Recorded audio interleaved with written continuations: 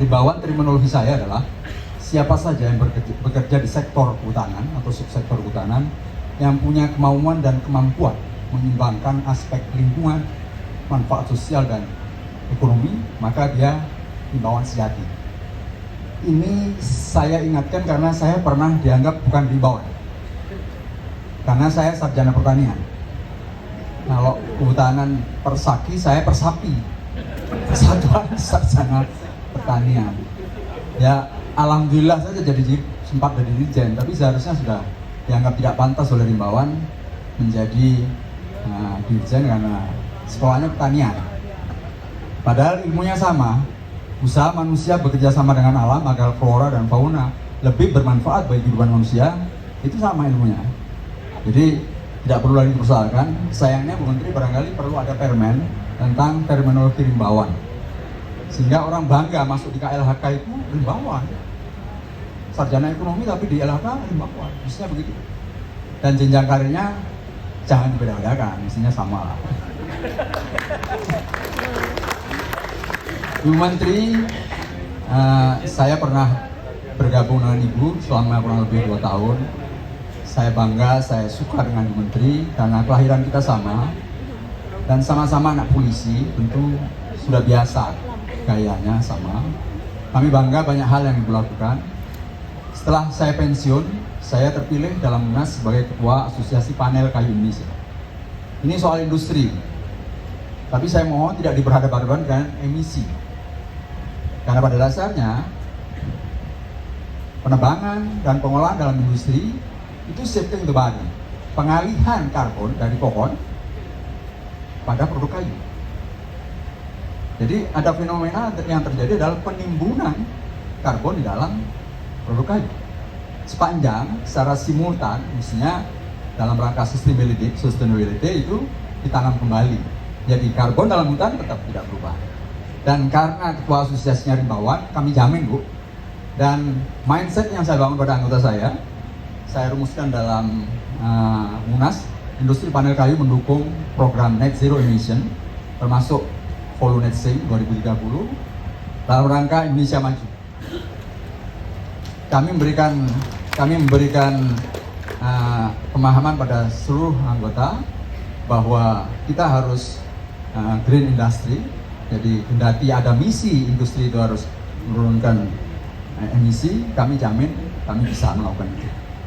Dan dari tren ekspor yang disampaikan Pak APHI tadi itu $2,5 miliar itu dari Apindo.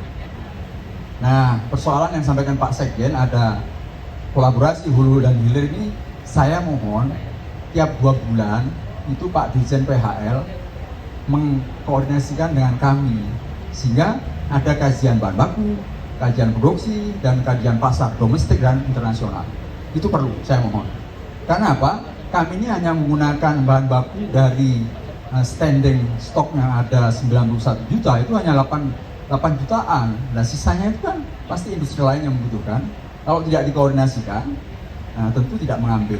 Di sisi lain nih Bu Menteri, ternyata saya melihat ada 28.000 meter kubik itu impor lock, mestinya close. Tidak bisa seperti itu. Yang lain Ibu Menteri, panel kayu ini kan agak ribet sekarang.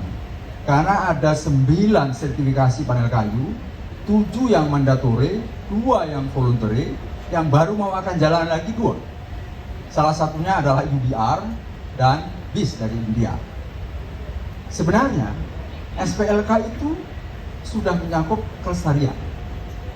Dan berdasarkan due diligence, itu ada 8 kriteria yang diakui oleh UBR tentang legalitasnya dan kelestariannya.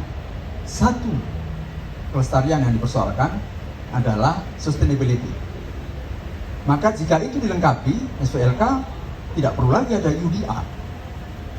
Nah, persoalannya harus tambah dengan satu kegiatan yang namanya yang sekarang dikenal adalah ego location atau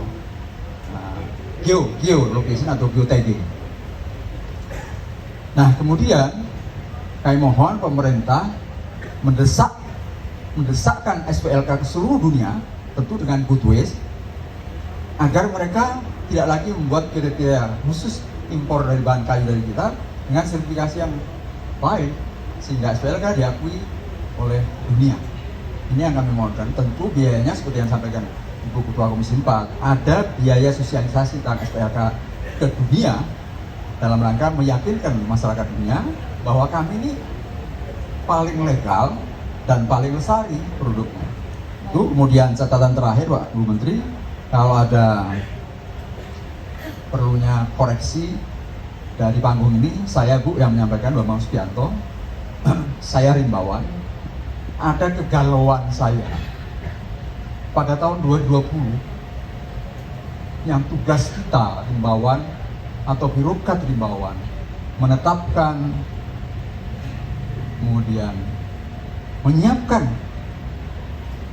menjaga kawasan hutan 30% dan tutupannya tahun 2020 itu dihilangkan, khususnya pasal 18 ayat 2. Saya mohon ini menjadi corrective action bahwa rimbawan menggugat pasal itu agar kembali, karena di situ menjamin optimalisasi manfaat lingkungan, manfaat sosial, dan manfaat ekonomi. Tanpa itu tentu kita akan mengutamakan faktor ekonomi saja.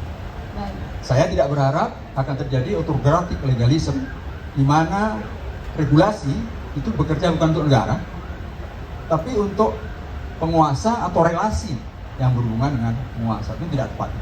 Ini koreksi dari saya Bu. Ya. Kalau ada wartawan, saya Bambang Subianto, Ketua Apindo. Jadi siap dikonfirmasi. Baik. Saya kira itu. Terima kasih. Catatannya. Assalamualaikum warahmatullahi wabarakatuh. Waalaikumsalam. Terima kasih ya Pak Subianto dari Apindo. Terima kasih. Nah, ini kalau pengusaha sudah punya komitmen dan juga semangat untuk sustainability dan juga untuk menurunkan emisi, ini artinya